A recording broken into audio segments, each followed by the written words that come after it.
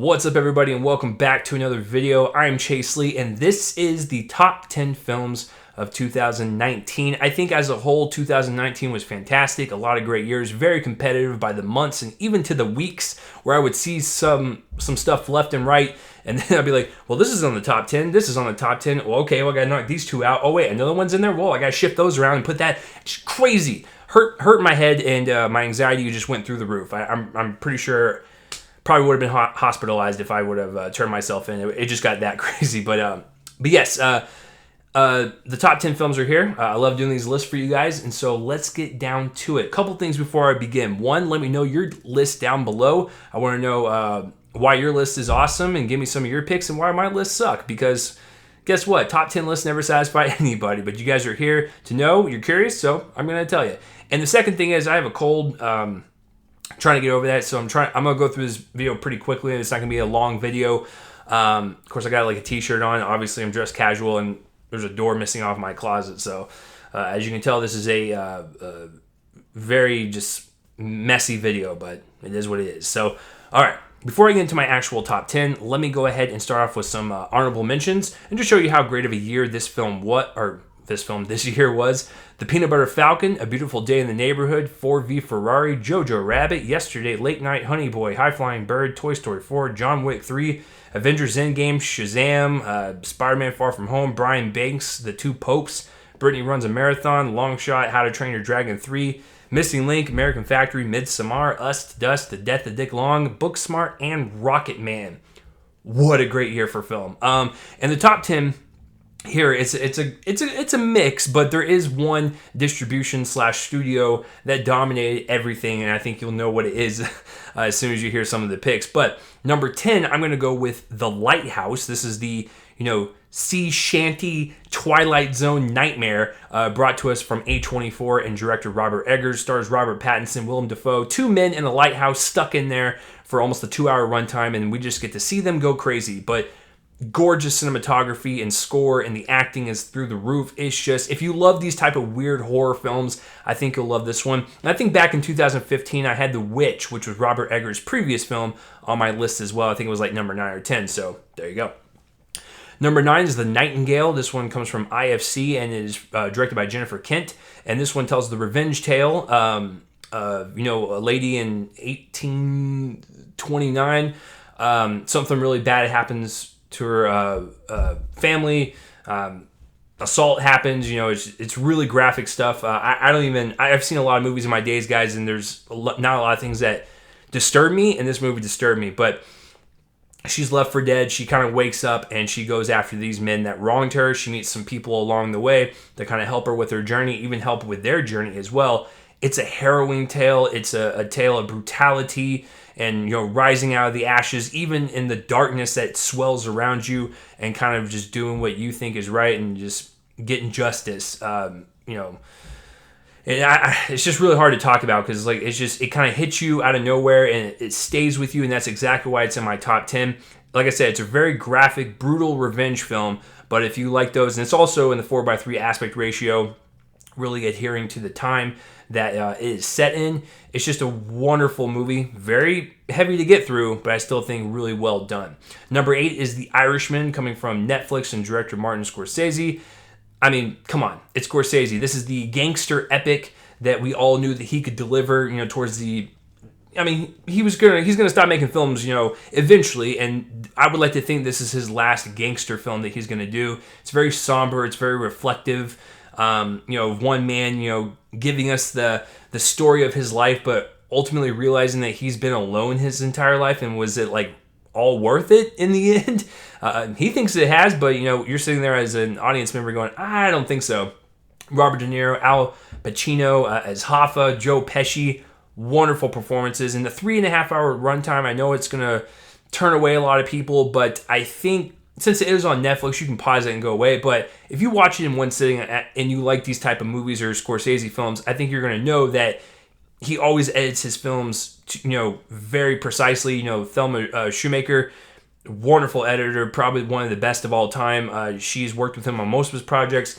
She edits this thing so tightly wound that there's nothing missing. It just always feels like everything is in place. So The Irishman is number 8. Number 7 is The Farewell from A24 and director Lulu Wang, and this one stars Awkwafina, and it's the story of a specific family member that's dying, and she goes to China to kind of visit with her family, and they don't. I think it's the grandmother. They don't tell her that she is dying, and so they kind of just spend time with her, and hey, how's everything's going, and but they ultimately know that she might pass on. So and it's either the grandmother or the grandfather. I forgot, guys. I'm out of it, but this is a wonderful film about family. There's a lot of humor and heart to it. It's just really sweet, and it's just uplifting, and it's got one of the best performances of the year from Awkwafina. She's absolutely outstanding, because all you know her from are from the comedies like Crazy Rich Asians and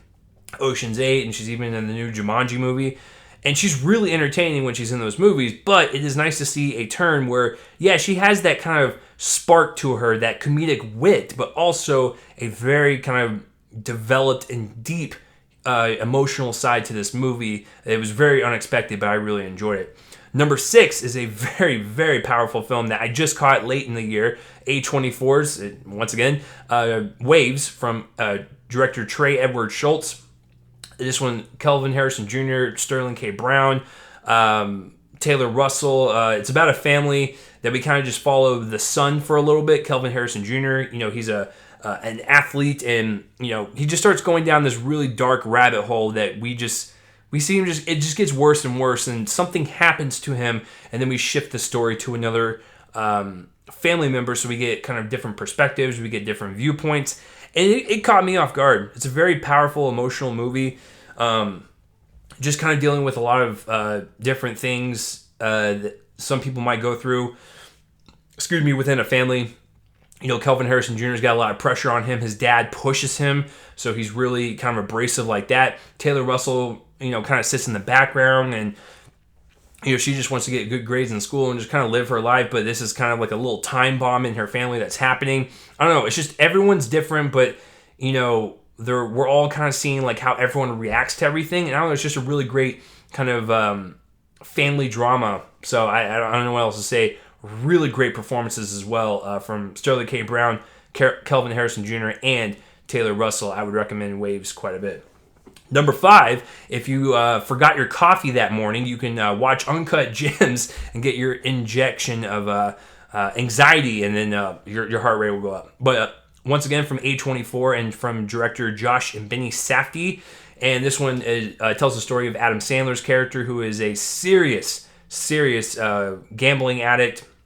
Takes people's money and jewelry, swaps them around, gets more money, places bets on here, there. He loses most of the time. He's pretty terrible at his job, but he's just itching for that next score and that next high so he can get that big win, but it really never comes. But Adam Sandler is in this. He's the title character, a very lightning, kind of energetic performance. It's just, he strikes through this movie, and you're like, wow, this is the Adam Sandler that we know and love. If you've seen some of his dramatic films, this is a different kind of pace for him. It's really high paced, because even with stuff like Punch Drunk Love and Reign Over Me, those are very somber films. This is like suspenseful anxiety. You're just filled with dread the entire time. You're like, please stop making these mistakes. But there's a small likability with this character that's very unexpected because of the casting of Adam Sandler. You actually feel for the guy, even though he's making some really crappy decisions. You still feel like he could be helped. It might be a little too late, but you feel like he can be helped, and that small ounce of hope is exactly why I like watching this movie, because not only is it really well made from a filmmaking level, but the character at the core of it is where people are having kind of issues with it. I think it works because of the casting of Adam Sandler, who seems like a pretty likable person for the most part in real life. So Uncut Gems, if you've ever seen a Safdie brother film like Good Time and stuff, this one is right up your alley. Number 4, A24 from director Joe Talbot, The Last Black Man in San Francisco. I said this in my review, and I'll say it again. I know it sounds cheesy, it's corny, whatever. This movie is like poetry. If someone were to mention, or not mention, but tell me like a haiku or something, and I was trying to like picture the artistry within that haiku, this is what I would see painted on screen. And Joe Talbot does that. He just paints this beautiful movie about a person trying to find his purpose in his own life, his home in this town that seems to have forgotten him, and maybe even the black community. It's a really touching movie that has some really just wonderful performances, especially from Jonathan Majors, who plays the friend in the movie, the friend of Jimmy Fails. But it's a beautiful looking movie. The music is really well handled. It kind of brings out the life in San Francisco a little bit. It's just guys, I have been talking about this movie for months. I think it's on Amazon Prime right now. Please check it out. The Last Black Man in San Francisco, a wonderful, wonderful film. Number 3, I'm going to go with Fox. 20th Century Fox made a cut in there. This was their, I think, second film.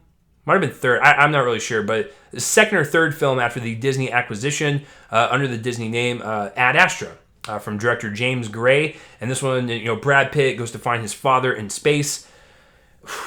Dude, this thing changed me. It was like a religious experience. Like, I now finally know what James Gray movies are like, and it was a great experience.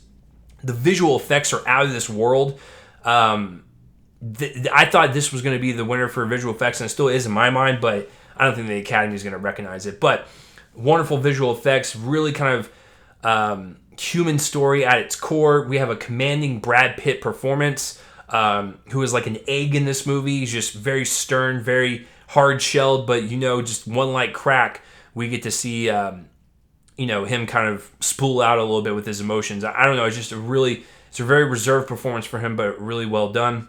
Tommy Lee Jones and Liv Tyler's, and like everyone it was great, but it's the direction of James Gray that really kind of just makes us go on this really grand space exploration adventure, but deep down, this is about humanity, loving one another, taking care of your planet because there is no plan B type of deal. There's just a lot going on, but I really, really love this movie. And hot take, I actually think that this is Brad Pitt's better performance of the year over Once Upon a Time in Hollywood, even though I loved him in that as well. Number 2, Marriage Story from Netflix and director Noah Baumbach. This is loosely based on his real-life experience when he was with Jennifer Jason Leigh. They have a kid together, so he doesn't directly say it is about, but we know it's about that. Scarlett Johansson and Adam Driver are my 2 picks for the actress and actor lead categories for this year at the awards ceremonies. I think they're absolutely outstanding. It's raw, it's striking in its dialogue, and it's the actors type of movie. You get to watch these actors just harness their energy, their talents, and they just go at it, and it's awesome. There's even long takes of like Scarlett Johansson and Adam Driver that really just let them shine as actors, and the meticulous direction from Noah Baumbach just guiding them throughout this process. And not only that, the story itself is gut-wrenching because we have a couple who have a kid together, and like they're trying to get divorced, and we see it through the legal defense kind of side of it, and it's just ugly, man. It's exhausting. It's emotionally exhausting, financially exhausting. It's crazy, and so it has this gigantic weight on your shoulders. But even though things aren't really getting better, maybe towards the end, you still feel like there's a little bit of hope.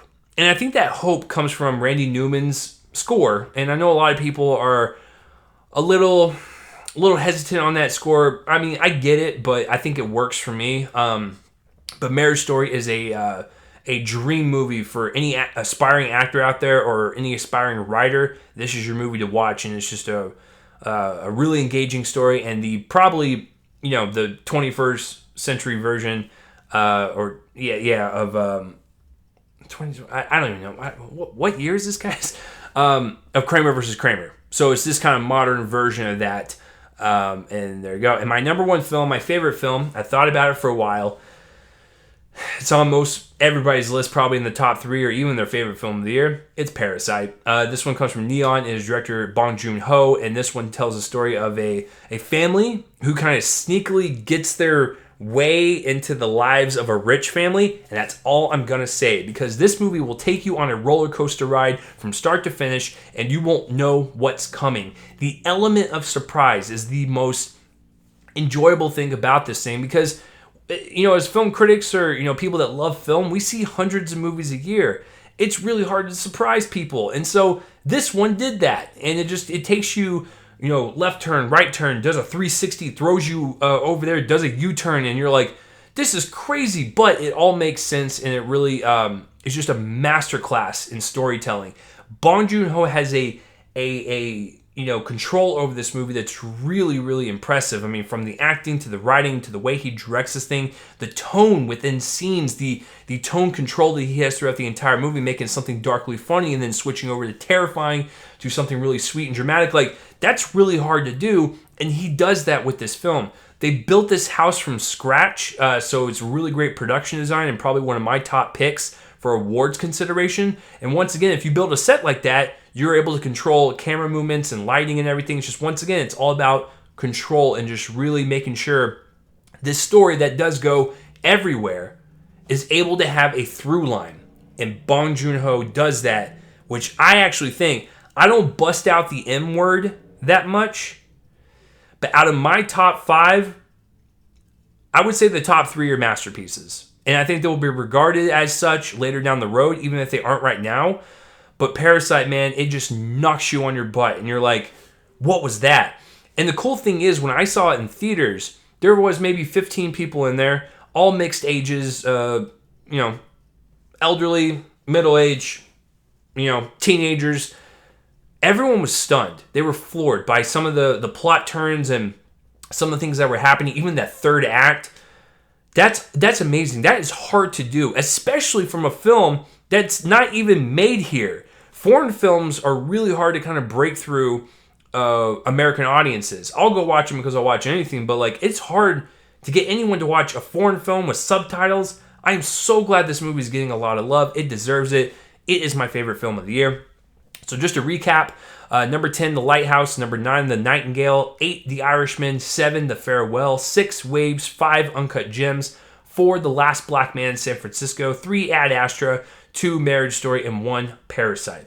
So that is it, guys. 2019 is a wrap, and now we get into 2020. So I don't know what my January schedule is, but I will tell you that I will keep doing this for you guys this year, at least for another year, so you'll get all these reviews and all the stuff that's happening. Please let me know down below what are some of your favorite films of the year. I would like to know. But that will do it for this video, guys. I'm Chase Lee, and tune in next time for whatever I review next. I will see you guys later.